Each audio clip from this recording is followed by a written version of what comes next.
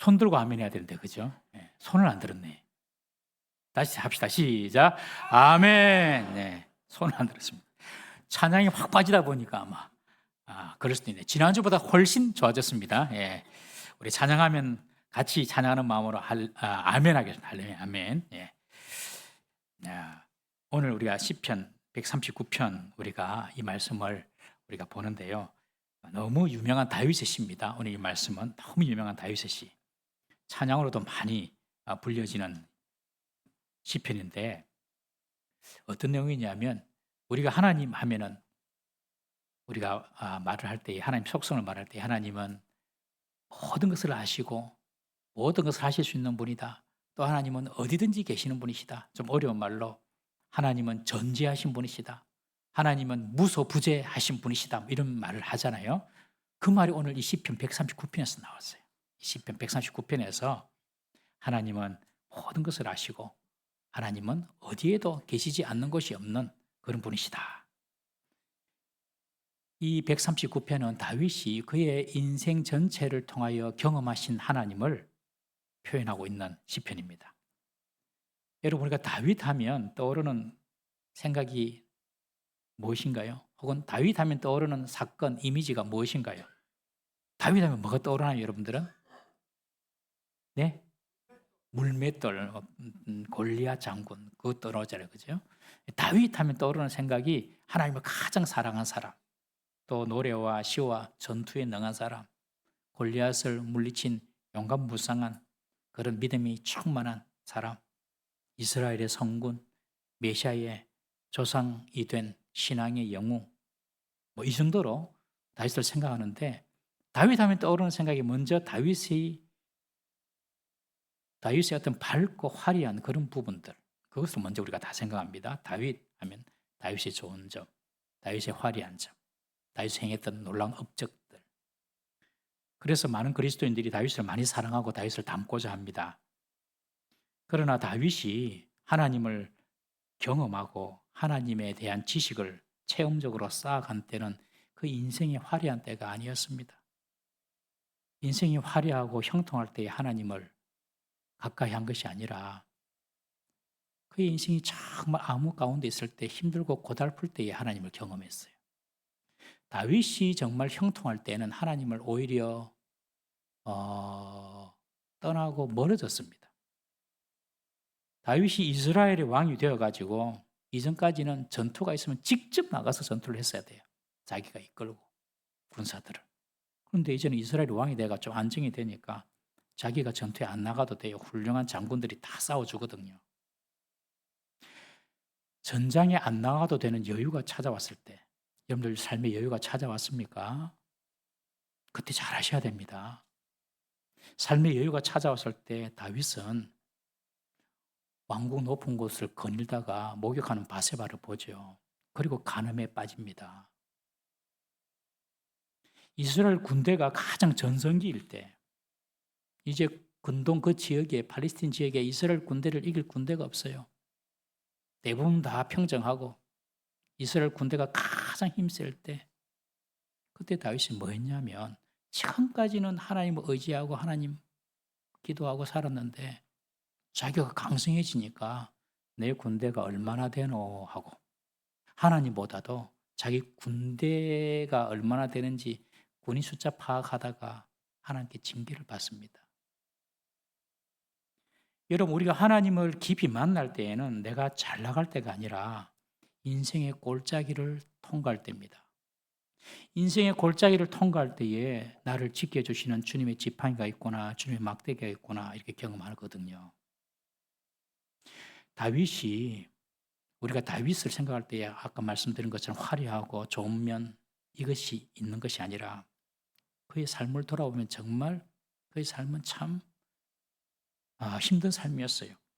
집에서 따돌림 당하고 사울 왕에게 10년 이상 쫓겨다니고 왕이 된 후에도 아들이 죽고 여러 정적과 심지어 가장 사랑했던 아들 압살롬의 반란에 야반도주하고 질병에도 걸리고 다윗도 죽을 병에 걸렸거든요. 그리고 내일을 보장할 수 없을 그때에 다윗은 하나님을 더 깊이 경험하고 하나님께 대한 위대한 통찰이 나오게 된 것입니다. 여러분, 우리가 고난당하고 고통당하고 싶은 사람이 어디 있겠습니까? 아프고 실패하고 누가 원하겠습니까? 아무도 원치 않습니다. 그런데 하나님 안에 있는 사람에게는 이런 고난과 고통도 하나님을 만나는 빛의 순간이 됨을 믿으시기 바랍니다. 그래서 고난의 시간, 고통의 시간을 허비해서는 안 됩니다, 여러분. 고난이 찾아오고 고통이 찾아올 때는요, 하나님께서 내게로 나아오라는 하나님의 웅변임을 여러분들 꼭 기억하십시오. 내게로 나아오라. 하나님께서 웅변하시는 거예요. 고난이 있다고 술이나 쾌락으로 잊으려고 해서는 안 됩니다, 여러분. 고난이 온다고 자포자기의 심정으로 인생을 포기해서도 안 됩니다. 고난이 올 때 더욱더 하나님께로 나와야 됩니다, 여러분. 더욱 하나님께로. 그때가 하나님을 체험적으로 만날 수 있는 때입니다. 그래서 성도들은요, 제가 분명하게 말하는데 고난도 축복입니다. 할렐루야! 고난도 축복입니다. 우리 옆에 분에게 한번 말씀하세요. 고난도 축복입니다. 시작. 고난도 축복입니다. 오늘 이 시편 24절 1절부터 24절로 되었는데 이 시편을 각 6절 단락으로 다윗이 경험한 하나님의 속성에 대해서 기록하고 있어요. 저는 이 시편이 오늘 본문이 되고 너무 기뻤어요. 왜냐하면 우리 성도님들에게 정말 하나님에 대해서 잘 설명할 수 있구나 그런 기대가 있어가지고. 우리가 믿는 하나님 어떤 하나님입니까? 여러분, 오늘도 아침에 예배드리고 나오셨는데 우리가 믿는 하나님 어떤 하나님입니까? 오늘 다윗이 만난 그 하나님을 통하여 우리가 믿는 하나님 어떤 하나님인지 우리가 한번 제대로 알고 믿어보십시다.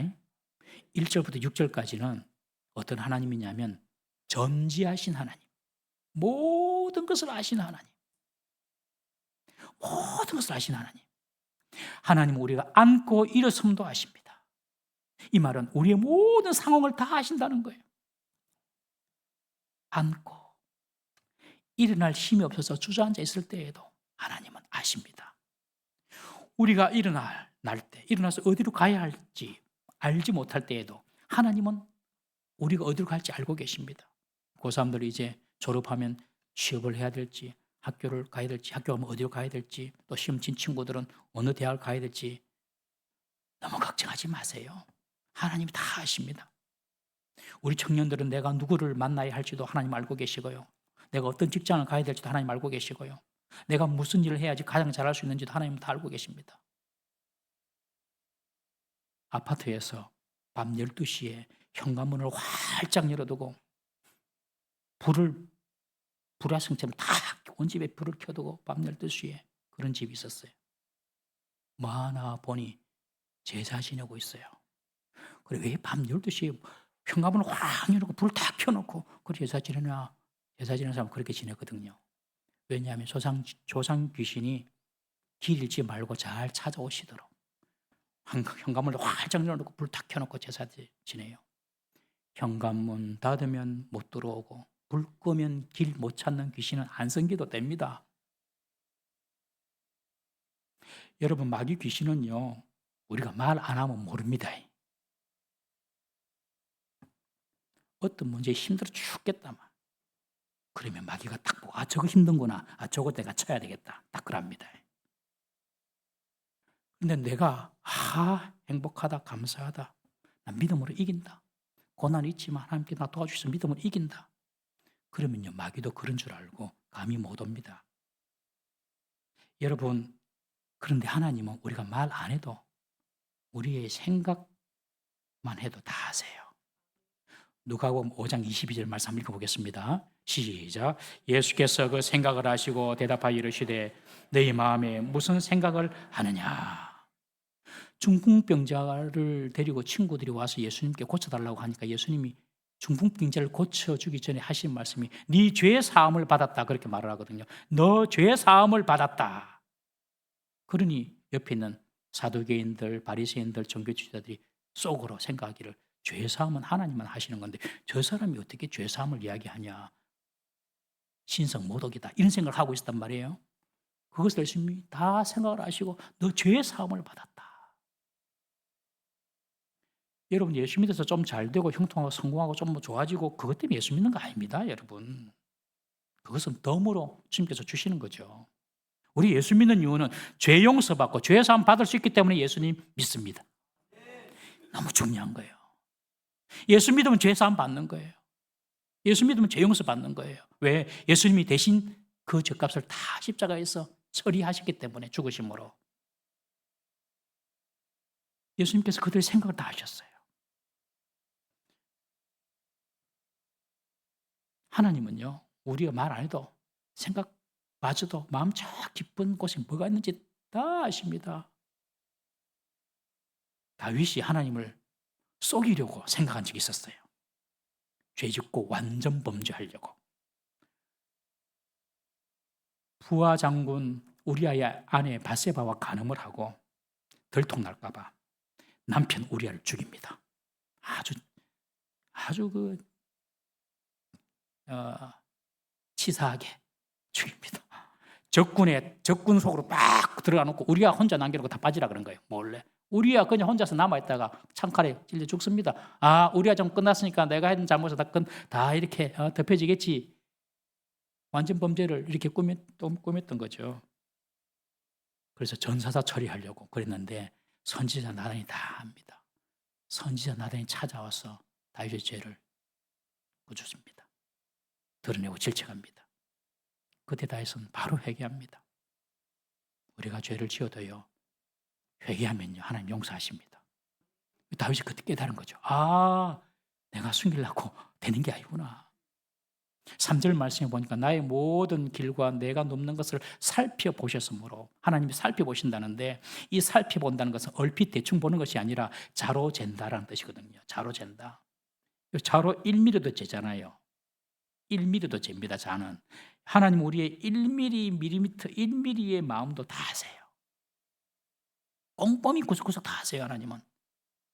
병원 가서 의사 선생님이 청진기로 딱 우리를 대고 또 사진을 찍어서 우리를 보고 알잖아요. 그러나 하나님은 의사 선생님보다 나를 더 잘 아십니다. 부모가 나를 아는 것보다도 하나님 나를 더 잘 아세요. 내가 나를 아는 것보다도 하나님 나를 더 잘 아세요. 나는 이렇게 갔으면 좋겠어요. 근데 하나님 자꾸 이쪽으로 가라 하세요. 왜요? 더 잘 아시거든요. 그리 가면 안 되거든요. 나는 이 사람을 만나고 싶어요. 근데 하나님은 자꾸 저 사람 만나게 하거든요. 하나님께서 나를 더 잘 아신다니까요. 4절에 보니까 내 혀의 말을 알지 못하시는 것이 하나도 없으시나이다. 내가 굳이 입으로 다 말하지 않아도 말하기 전에 하나님 다 아신다는 말입니다. 여러분 어떤 경우는 내 사정을 미주알 고주알 말하는 것이 얼마나 피곤하고 때로는 궁색할 때가 있지 않습니까? 근데 하나님 그냥 다 아신다는 거예요. 부부관계도 모르는 것이 얼마나 많습니까? 그런데 그 부부관계보다도 부모는 자식 대충 보면 알거든요.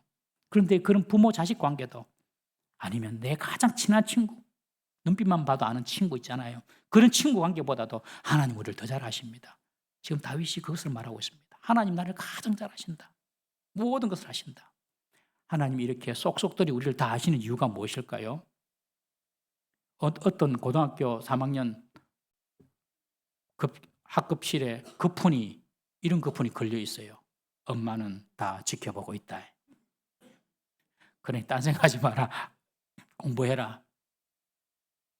조폭이 내니 어디 사는 거 다 안다. 얼마나 겁납니까, 여러분?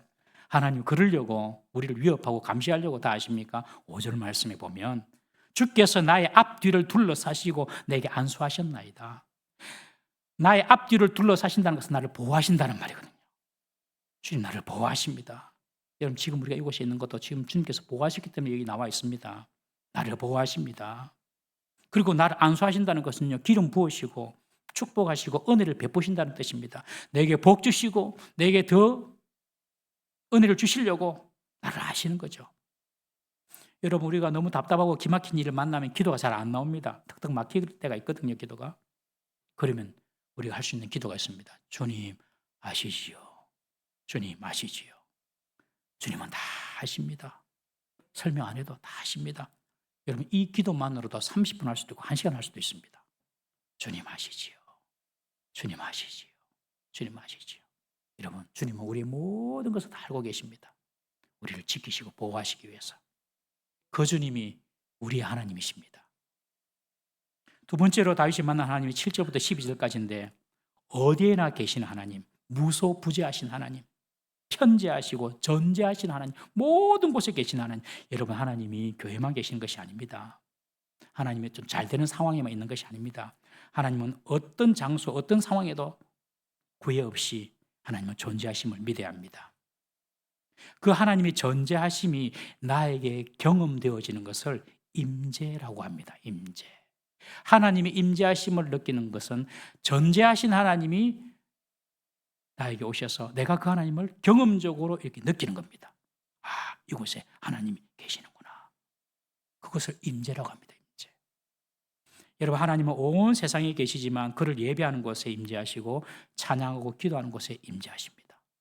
우리가 하나님을 찬양할 때에 그곳에 찾아오시고 우리가 기도할 때에 하나님께서 그곳에 임재하십니다. 구약의 신 개념은, 구약에서 신에 대한 생각은 어떤 생각이냐면 지역신 개념이었습니다. 우리 열왕기상 20장 28절 말씀 한번 읽어보겠습니다. 시작. 그때에 하나님의 사람이 이스라엘 왕에게 나와 말하여 이르되 여호와의 말씀에 아람 사람이 말하기를 여호와는 산의 신이요 골짜기의 신은 아니라 하는도다. 그러므로 내가 이 큰 군대를 다 내 손에 넘기리니 너희는 내가 여호와인 줄을 알리라 하셨나이다. 구약의 사람들은 여호와 하나님 하면 어떻게 생각했냐면 산에만 계신 하나님, 산에서 역사를 하시는 분. 그래서 성전도 산에 있잖아요. 산에, 높은 산에 있으니까 산에서 힘을 발휘하시는 하나님. 그런데 골짜기나 낮은 곳에서는 힘이 없는 하나님, 그렇게 지역신 개념으로 이해했어요. 뭐 로마 신화도 마찬가지. 바다의 신이 있고 땅의 신이 있고 자녀를 낳게 하는 그런 신이 있고, 다 이렇게 지역별로 분야별로 그렇게 신 개념을 갖고 있단 말이죠. 그런데 하나님 그런 분이 아니래요. 하나님은 어디든지 계시는 하나님이에요. 블레셋 군대도 이와 비슷한 생각을 했습니다. 그래서 블레셋 군대가 골리앗을 앞세우고 이스라엘과 전투할 때에 어떻게 전투하냐면 골짜기에 진을 칩니다. 골짜기에.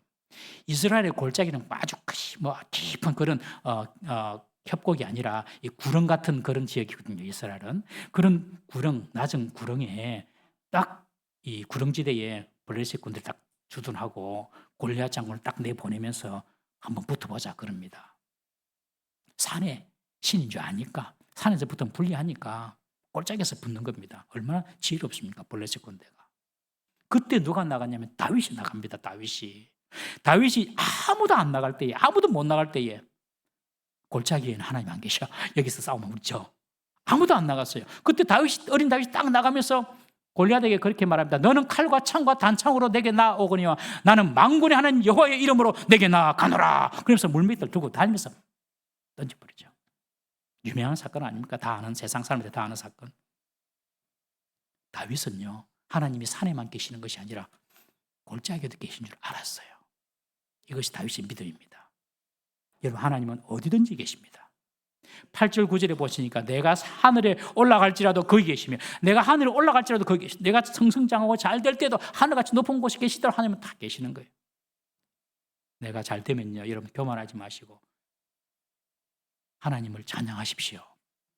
스월의 네 자리를 펼지라도, 스월이 어디냐면 음부 지옥을 말하고 저 골짜기 좀 깊은 곳이거든요. 그 스월의 네 자리를 펼지라도 거기 계시며, 하나님은요 저 깊은 골짜기, 정말로 아무도 가고 싶지 않은 그런 빛도 안 도는 그곳에도 하나님이 계신다는 말씀이죠. 좌절할 필요가 없습니다. 그곳에 있어도. 9절에 보니까 내가 새벽 날개를 치며 바다 끝에 가서 거주할지라도, 날개 치고 날아가서 바다 끝에 거할지라도, 바다 끝이 어디입니까? 세상의 막다른 끝입니다. 막다른 꼭 갈 데가 없는 막다른 골목까지 내가 갈지라도 그곳에 하나님이 계신다. 다윗의 인생에 이런 인생을, 어떤 경험을, 어떤 사건이 있었을까요? 살펴보니까 사울을 피하여 도망갈 때입니다. 사울이 다윗 잡아 죽이려고 군사 3천을 풀어가지고 잡으러 오는데, 정예병을 풀어서 오는데 도망갈 데가 어디 있습니까? 이스라엘 땅은요, 우리나라 한반도의 10분의 1 정도밖에 안 되고 경상남북도 합친 것보다 조금 크든지 작든지 그만합니다. 경상남북도 합친 것밖에 안 되는 그 이스라엘 땅에서 피하면 얼마나 피하겠습니까? 갈 데가 어디 있겠습니까? 그래서 어디로 피하냐면 이 다윗이 블레셋 나라로 갑니다. 블레셋 나라로. 망명 도망가는. 그런데 처음에 블레셋 군대 잘 모르고 있다가 어떤 사람이 다윗을 알아봅니다. 저 다윗 아이가, 우리 골리앗 장군 죽인 다윗 아이가, 그 된 거예요. 다윗이 자기 정체가 신분이 발각된 줄 알고 그때부터 미친 척합니다. 침을 질질 흘리면서 미친 척하니까 사람들이 저거 미쳤네 그러고 돌려보내버립니다. 그때 다윗이 하나님께 고백합니다. 하나님은 나를 아셨습니다. 나를 지켜주셨습니다. 이 블레셋 땅에도 하나님이 나를 보호하셨습니다. 하나님은 어디든지 계십니다. 모든 것을 아실 뿐만 아니라 어디든지 계신다. 12절에 보니까 주에게서는 흑암이 숨기지 못하며 밤이 낮과 같이 비추이나니 주에게는 흑암과 빛이 같음이니이다. 흑암 가운데서도 주님은 그곳에 계시고 밤을 낮처럼 바꾸시고 흑암도 빛으로 바꾸어 주십니다. 흑암 가운데서 하나님 계셔. 빛 가운데서 하나님 계시니 흑암이나 빛이나 하나님께서는 일반입니다. 일반. 여러분이 이 진리를 믿고 하나님께서 우리 인생의 어두운 시간에도 우리를 인도하심을 믿으시기를 바랍니다. 어디든지 계신다 하나님. 세 번째 다윗이 만난 하나님은 13절부터 18절까지 모든 것을 창조하시고 통치하시는 왕의 주권을 가지신 하나님이십니다. 이 사실을 믿었습니다. 모든 것을 창조하시고 통치하시는 왕의 주권을 가지신 하나님. 13절에 보면 주께서 내 내장을 지으시며 나의 모태에서 나를 만드셨나이다. 하나님 나를 창조하셨습니다. 그렇게 고백합니다. 다윗은 자신이 만들어진 이야기를 쭉 기록하면서 하나님의 주권과 섭리를 강조합니다. 자신이 우연이나 실수로 생기는 존재가 아니라는 겁니다. 나는 하나님이 의도하고 계획하셔서 나를 창조하셨다. 그리고 하나님은 내 인생, 내 삶을 통치하시고 다스리신다. 그것을 고백하는 것입니다. 왜 다윗이 이런 말을 할까요? 자기의 출생 이야기를 왜 할까요?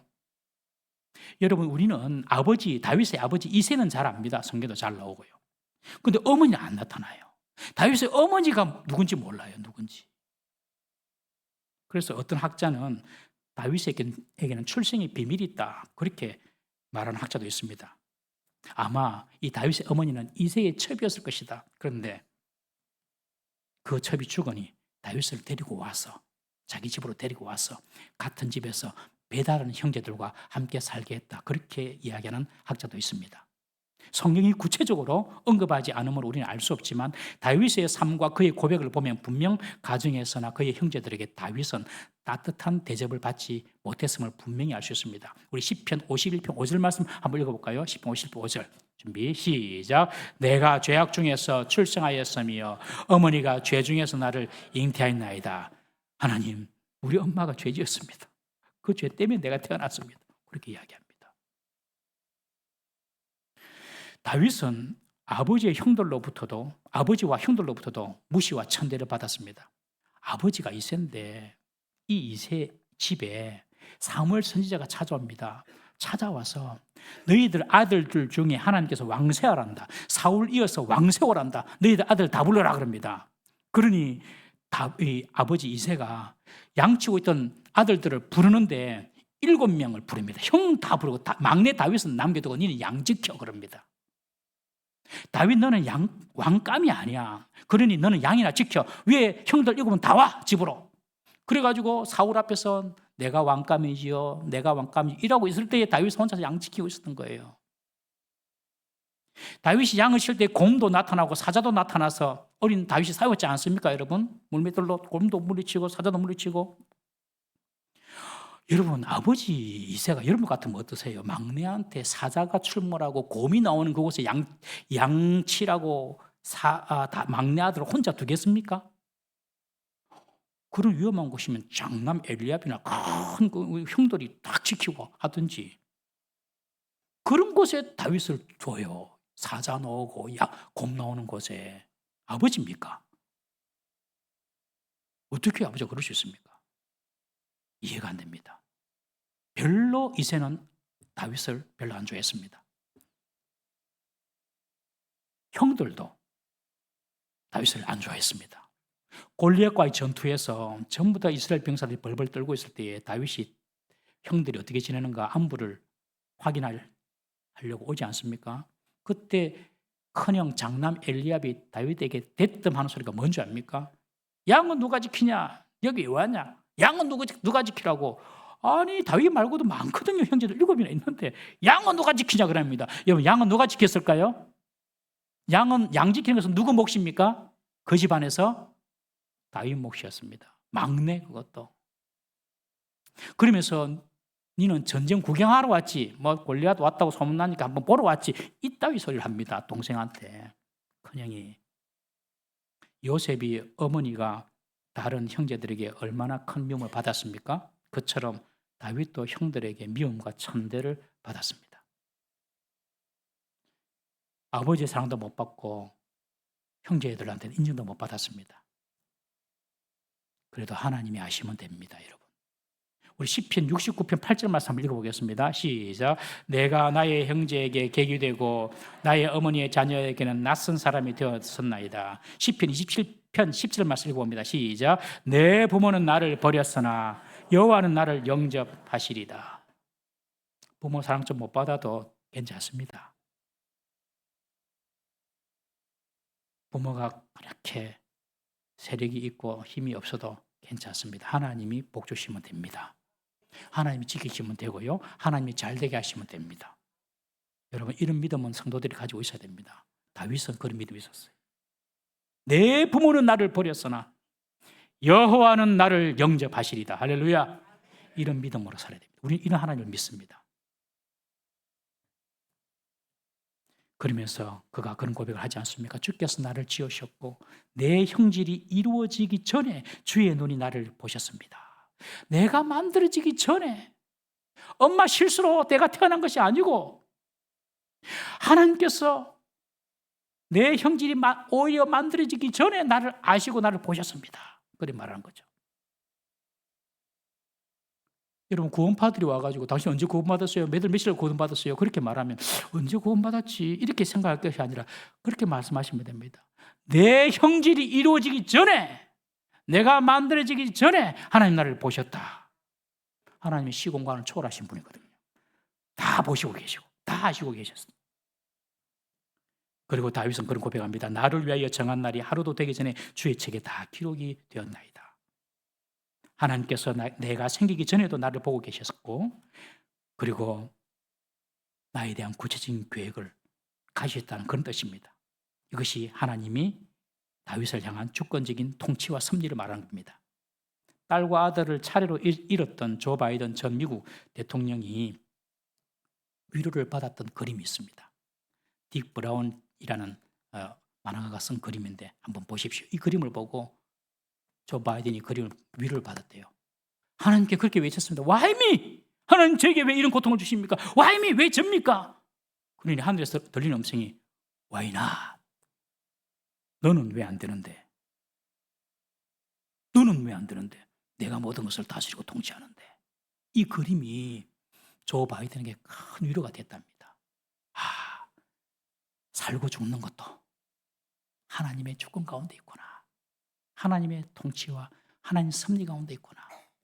여러분들의 믿음이 최고로 자랄 때 어떤 단계까지 가냐면 2단계까지 갑니다.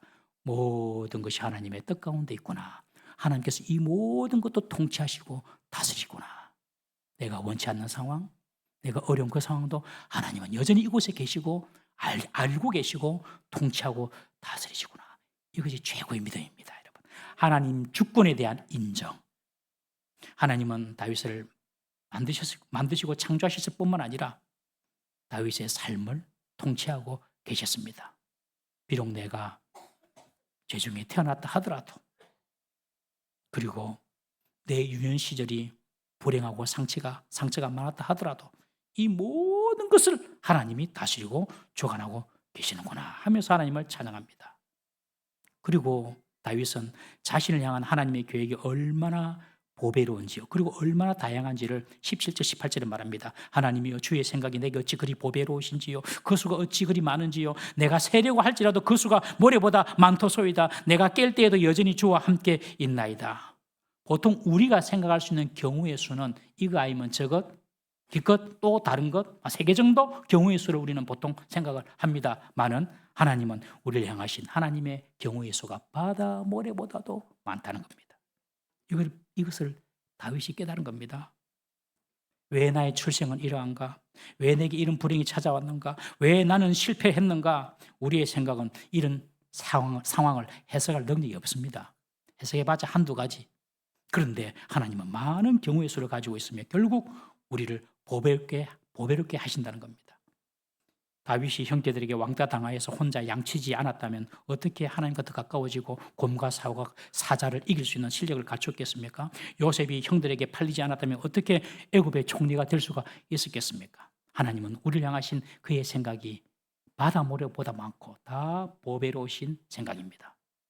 여러분, 저와 여러분들에게 향하신 하나님의 생각이 이렇게 보배롭고 바다 모래보다도 많다는 사실을 믿으시기 바랍니다.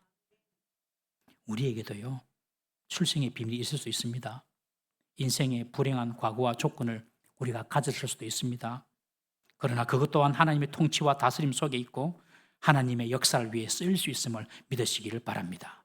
사실은 내가 약했기 때문에, 나의 약함 때문에, 나의 고난 때문에, 나의 고통 그것 때문에 지금 우리가 이 자리에 앉아서 하나님을 예배하고 있습니다.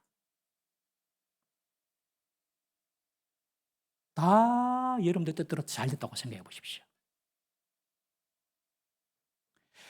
그리고 마지막 19절부터 24절까지는 기도하는 다윗이 나옵니다. 마지막으로 다윗이 기도합니다. 우리의 기도를 들으시는 하나님이십니다. 다윗은 하나님 앞에 기도합니다. 어떤 기도를 하면 두 가지 기도를 하거든요. 첫 번째는요, 하나님, 나의 대적이 있습니다. 저 악한 자를 주님께서 처리해 주십시오. 그런 기도를 하나님께 드립니다. 하나님은 모든 것을 아시지요. 하나님은 전능하시지요. 하나님은 모든 삶을 통치하시지요. 주권 가지신 분이시죠. 하나님, 저 악인 좀 해결해 주십시오. 그렇게 기도합니다. 여러분, 우리가 기도를 하나님께 못하는 이유 중에 큰 이유는 하나님에 대한 지식이 없기 때문에 그렇습니다. 나보다 나를 더 잘 아시는 하나님, 나의 모든 문제에 대해서 바다 모래보다도 더 많은 보배로운 생각을 가지고 계신 하나님, 그 전능하신 하나님, 그 하나님의 통치와 섭리를 믿는다면 우리는 문제 앞에서 기도하지 않을 수가 없습니다. 이런 문제가 있어 어쩌지 이럴 게 아니라 기도하면 됩니다. 고민할 필요도 없고 더 깊은 생각도 할 필요도 없고 기도해야 됩니다. 하나님이 다 아시는데요. 하나님이 모든 것을 통치하시는데요. 그걸 믿으면 기도하지 않을 수가 없는 것이죠. 지난 주간 한 주간 동안 기쁜 소식이 제게 좀 들렸어요. 어떤 성도님이, 목사님, 10년 동안 팔리지 않았던 집이 팔렸습니다. 10년 동안. 교회에서 리모델링 한다 그러니까 기쁜 마음으로 헌금을 가지고 오는데 그날 전화가 왔답니다. 매입자가 있다고. 그래, 기도 부탁을 받았습니다. 일주일 동안 기도 부탁합니다. 지난주 금요일 날 전화가 왔습니다. 목사님, 계약 체결되고 팔았습니다.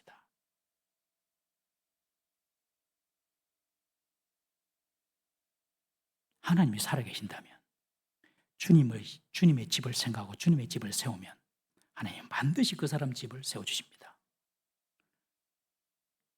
이 이야기는 정말 제 마음에도 너무 감격이 되고 너무 참 가슴이 좀 찌리는 그런 이야기인데 또 연락을 받았어요. 목사님, 잃어버렸던 틀니를 찾았습니다.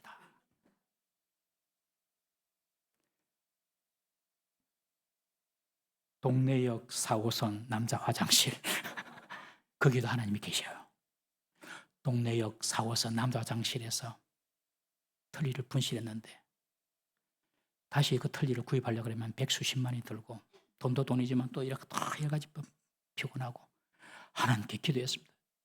눈물로 기도했습니다.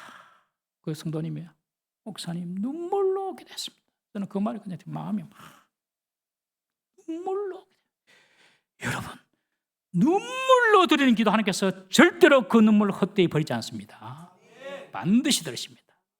눈물로. 저는 그 말이 그냥, 목사님, 눈물로 기도했습니다. 4일 뒤에 연락이 왔습니다. 4일 뒤에. 하나님은 동래역 4호선 화장실에도 계시고 그곳에서도 기도를 들으십니다.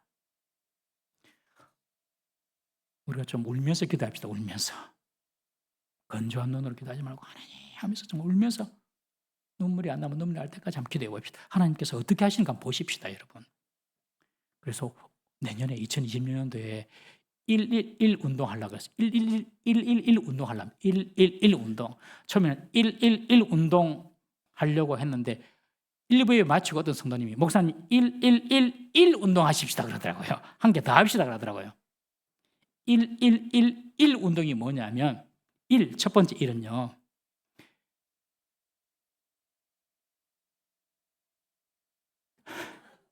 새벽기도 한 번은 참석하기. 일주일에. 자, 새벽기도 하루는 참석하기. 좋으면 아멘.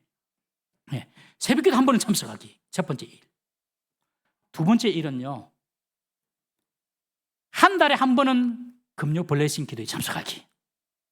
목사님 저는 저녁에 일이 많은데 그런 분들은 제외. 한 달에 한 번은 금요 블레싱 기도하기. 우리 갈렙 어르신들은 제외. 일찍 주무셔야 되거든요. 일찍 주무시고 새벽에 기도하십니다. 이분들은. 그러니 갈렙 교구는 제외. 지금 교육자들이 짜고 있습니다. 한 달에 한 번씩 여러분들 오도록. 그렇다고 교회는 옮기지 마시기를 바랍니다. 한 달에 한 번은 금요기도 참석하기. 목장별로. 세 번째가 뭐냐면은 내년 한 해에는 꼭 한 사람 결실하기. 전도하기 말고 결실하기. 그렇게 111 기도하는 우리 교회가 되자. 일주일에 한 번 나와가지고 자녀를 위하여서, 가정을 위하여서, 사업을 위하여서, 교회를 위해서 기도하자. 일주일에 한 번은. 너무 멀리 있는 분은 또 이렇게 봐드립니다. 예. 가까운 데 가서 사시면 되고, 멀리. 어쨌든 어디서든 가까운 교회든지 일주일에 한 번은 새벽 기도, 한 달에 한 번은 금요 블레싱. 우리 갈렙 교구는 제외해드립니다. 그 다음에 한 달에 새해 1년에 한 영혼은 결실하자. 간절한 마음으로 하면 못할 게 뭐 있겠습니까, 여러분? 그러니 마치고 한 분이 오셔서 일 더 합시다. 뭡니까? 1년에 성경 1독 한번 합시다. 아이고 너무 좋아요. 그래서 1111 운동 하겠습니다. 예. 새해 1월 1일 날 첫날 딴 데 놀러 갈 생각하지 마시고 오시면 사복음서부터 읽습니다. 다다음 주 1월 1일 날 아침 10시부터 오후 4시까지 점심 금식하면서 성경 읽고 기도하고 1년 동안 하나님께서 우리를 어떻게 이끌어 나가시는 걸 볼 겁니다. 여러분 이렇게 기도하면 하나님께서 응답하십니다. 다윗의 마지막 두 번째 기도가 있는데 그것이 뭐냐면 23절, 24절입니다. 한번 다 같이 읽어보겠습니다. 23절, 24절 시작. 하나님이여 나를 살피사 내 마음을 아시며 나를 시험하사 내 뜻을 아옵소서. 내게 무슨 악한 행위가 있나 보시고 나를 영원한 길로 인도하옵소서. 다윗의 마지막 기도인데 이 기도는 자신을 위한 기도입니다. 지금까지 대적만 바라보면서 대적만 죽일 놈이다. 그렇게 기도하는 것은요.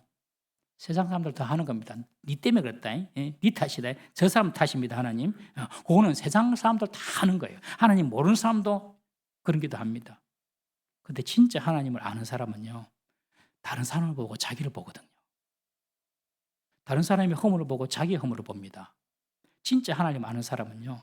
다른 사람의 악을 보면서 내게는 그런 악이 없는가 봅니다.